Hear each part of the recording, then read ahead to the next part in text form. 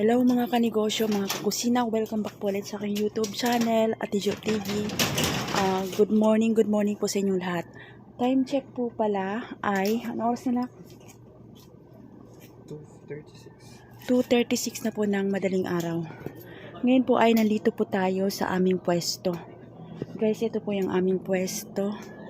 Ayan, binuksan na ng aking bunso.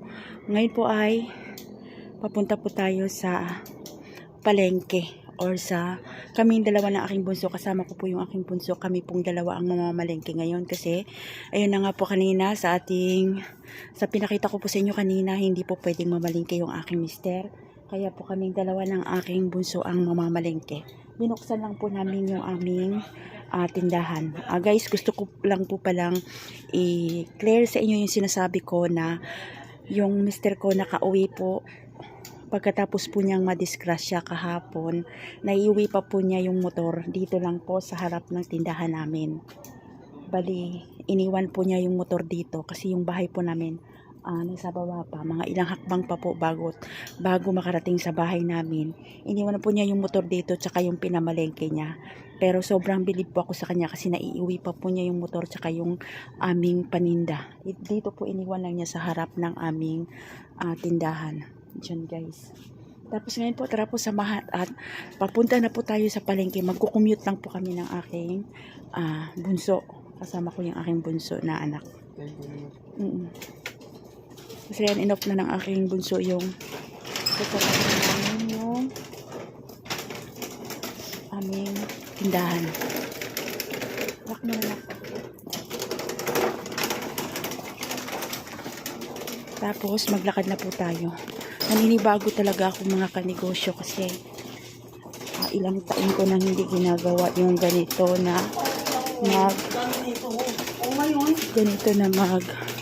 mamalengke na ganitong oras. Medyo madilim pa po kasi alas 2:40 magto 2:40 pa po ng madaling araw.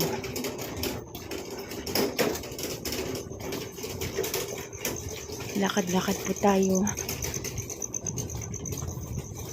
Tapos update ko po kayo mamaya pagka nakarating na tayo doon sa aming pamalengkehan. Tayo po bali mamalengke po kami sa bayan lang. Hindi po kami pupunta doon sa pinapamalengkehan ng aking mister doon sa aming suki kasi medyo malapit po pag dito lang tayo sa bayan. Kasi yung mister ko po ay namamalengke sa Balintawak. Ngayon po ay dito lang tayo sa bayan para hindi kami mahirapan ng aking bunso kasi mas pagdidiretso tayo doon medyo malaki yung ating magiging pamasahe kasi medyo malayo po siya guys. Yan guys, gusto ko lang din po palang i-klaro din yung sinabi ko na yung nakasabayan ng aking mister or halos kung saan po na-disgrasya yung aking mister. May nadisgrasya din doon na angkas driver. Mas malala po yung nangyari sa kanya guys kasi hindi lang po yung pala sa ulo yung may tama sa kanya. Bali yung kamay po niya nabali yung isang daliri. Yun guys, malala. Mas maraming galos yung natamo niya kaysa sa nangyari sa aking mister, kaya sobrang malaking pasasalamat po guys. Ngayon po, andito na po, may tricycle na po tayo. Tricycle lang kami guys. Mula dito sa amin, tapos pagdating, bali 2 rides po tayo. 2 rides po kami.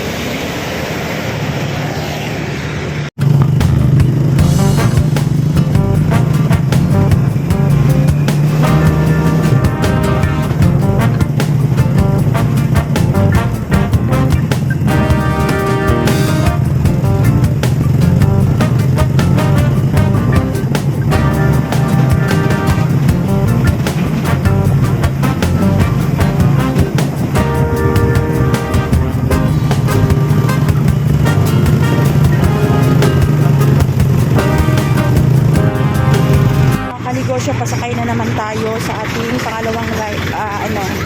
Bali 2 rides po kasi tayo. Tapos may dito sa mga kanegosyo, nandito na po tayo sa bayan sa aming pamalengkehan. Dito na tayo guys. medyo mangangapa tayo dito kasi hindi ako sanay sa dito sa palengkehan na to kasi sanay po ako dun sa Balintawak. Nako, bayaran mo. Doon na lang tayo bumili sa atin.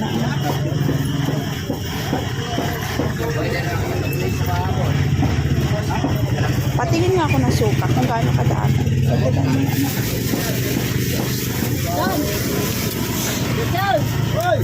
Kuya, dagdagan mo pa ito ng isa. Wala pa. Binayaran na sila? Nagbayad na sa'yo? Bigyan 2,000 yung kahapon. Ha? Bigyan 2,000. Pupunta mo natin nga, pili pa. Kano po kilo kalamansi?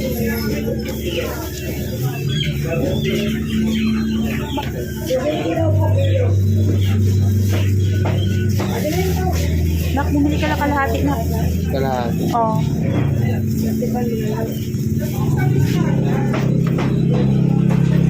Anuhin mo na lang, nak. Huwag ka na. Yun o. Plastic. Ano? Kalahati lang naman. Dito hindi ako ako. Kalahati lang po. Di ba yata yun? Hindi yata yun. Sabi ako mag-ano. Lagyan mo ang sabat mo. Lagay mo lang dyan. Mamaya. Ang galing mo.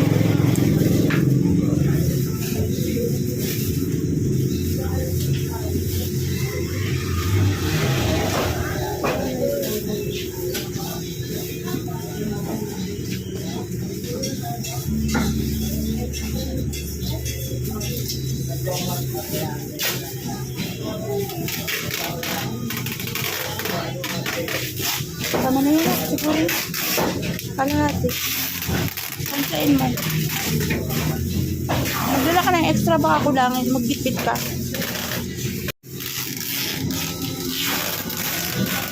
Tara. Let's go. Bayad.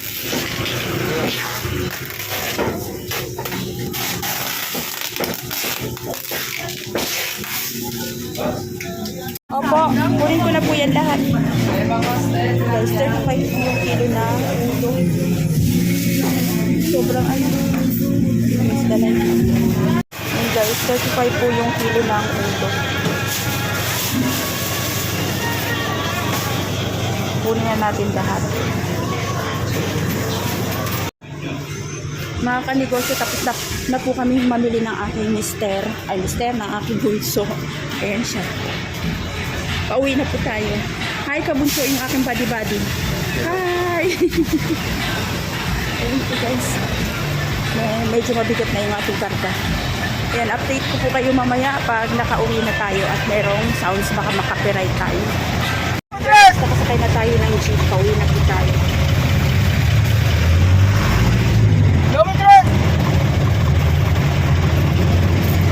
Hindi siya pwedeng maano na po. Hindi siya pwedeng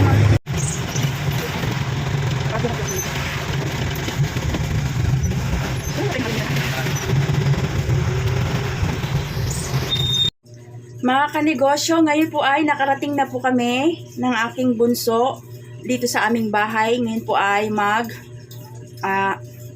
ipapakita ko sa inyo yung aming mga pinamili na ating gagawing pang-ihaw-ihaw.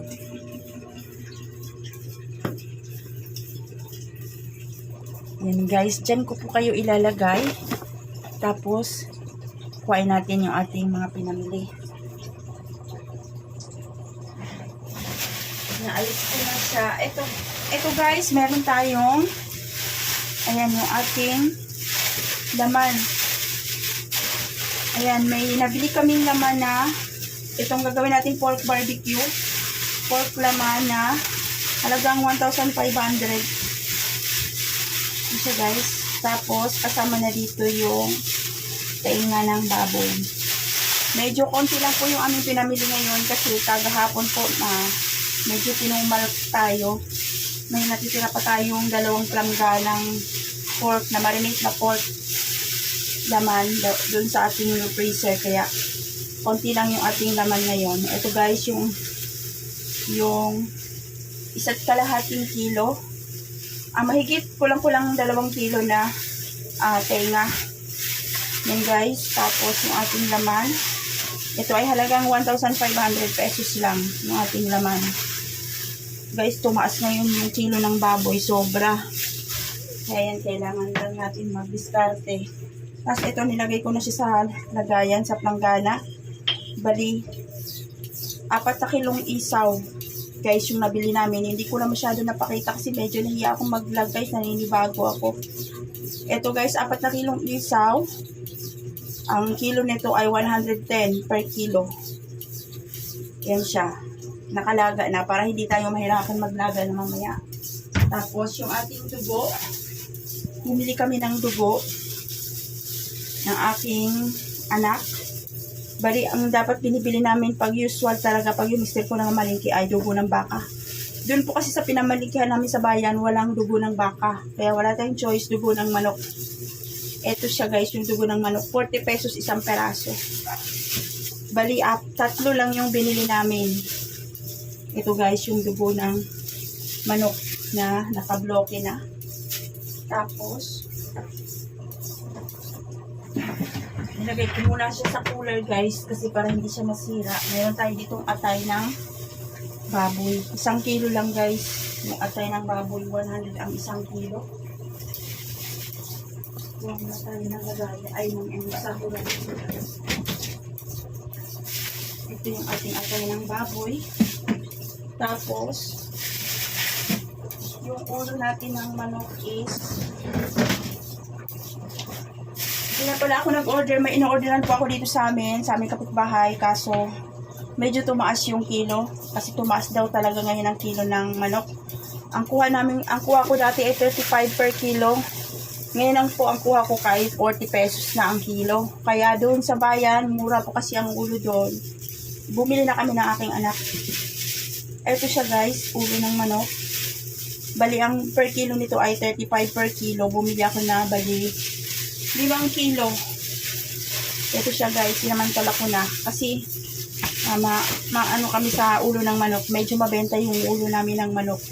35 per kilo. So, bali, ito ay 5 kilo mahigit guys. Yung ating ulo ng manok. Fresh siya, hindi siya frozen. Fresh na ulo ng manok. Kaya, kailangan dinisin ka agad ito. Tapos, meron din tayong balon-balunan. 1 kilo lang yung binili ko. Ito siya guys. 135 ang per kilo. Iba-iba talaga ang presyo. Kasi sa Balintawak, sa pinakamalikya ng mister ko, 125 lang ang kilo nito. Doon sa bayan, 135 ang kilo. Tapos guys, bumili ako ng kalamansi. Ayan kanina, kalamansi, kalahating kilo. Tapos, gumagamit kasi ako nito mga kaligosyo ng suka na ganito, nakatakal-takal. Doon sa pinamanikihan namin, sa aming suki, ang balot nito, hindi ganito yung balot niya, 5 piso. Ito, ang bili ko nito ay 12 pesos. Ito yung hinahalo ko sa suka natin guys, sa ating sausawan, bukod doon sa suka na dato puti, hinahaluan ko para ma-balance po, maghalo pala ito. Ma-balance yung asim niya. Dito bumili ako ng 2. So bali 24 pesos ito. 12 bawat maghalo yung food color. Ayan, bumili akong food color 5 pesos isa, naghalo. Nabasa siya. Yun lang guys yung aming na-haul or napamalengke ng aking bunso yun sa bayan kasi marami kaming tira pa kahapon na nakamarinate kaya medyo konti lang yung pinamalengke namin ngayon. Yun lang guys yung ating na pamalengke namin ng aking bunso. Yan guys, tapos ayan, pasensya na po kayo sa itsura ko. Hanggang dito lang po yung video ko sa araw na ito. And ayan, kung nagustuhan nyo po yung video ko sa araw na ito, maaari nyo pong i-like, i-share at pakisubscribe na rin po yung aking YouTube channel, and pakipindot na rin po yung notification bell dyan sa baba para ma-update kayo sa lahat ng video na aking gagawin. Yan guys, maraming salamat. Happy Valentine's po sa inyong lahat, sa ating lahat. Araw ng mga puso ngayon. Ayan po. Happy Valentine's po sa inyong lahat. Thank you for watching guys and bye. Keep safe po sa ating lahat.